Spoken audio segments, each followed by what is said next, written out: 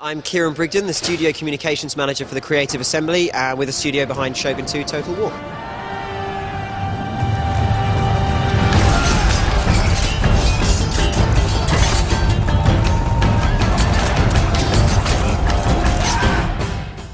Okay, well, Shogun 2 is obviously the latest in the Total War series. Total War series is a PC strategy series of games, which is turn-based and real-time combat.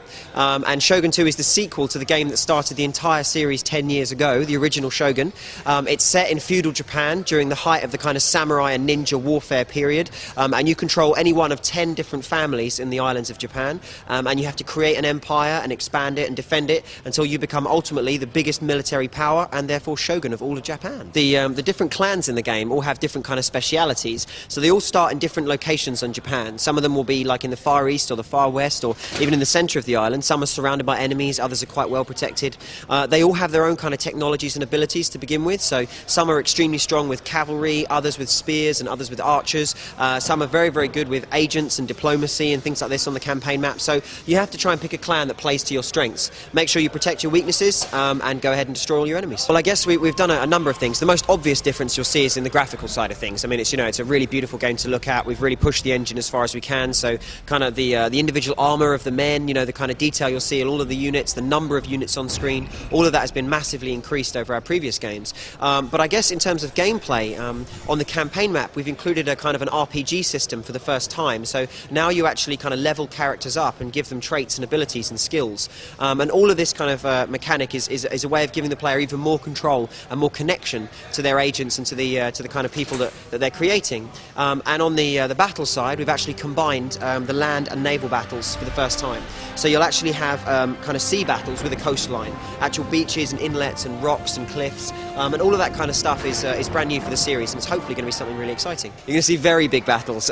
We've got kind of armies now of a technical maximum of up to sort of 56,000 units, so you're going to see absolutely massive battles. And it's pretty impressive to watch all these kind of hundreds and thousands of samurai just running in and smashing into each other. It's really cool. One of the interesting additions on the battle side is we've added these hero units to the game. So if you imagine them like kind of masters of certain martial arts, so maybe masters of katana swords or masters of archery, this kind of thing. And when you get so far in the building tree on the campaign map and you build a legendary dojo of a certain style of martial arts, you'll get given a hero unit. And a hero is like a master who has kind of sort of a number of disciples around him. And they'll go onto the battlefield, and then you can use them as a kind of really elite unit on the battlefield. Now, they're not invincible, they're not like heroes in the sense of, they'll win a whole battle on their own, but if you use them properly, they can carve the enemy to pieces. You can see like archery heroes just literally like 1, 2, 3, 4, just downing all of these enemies as they charge in.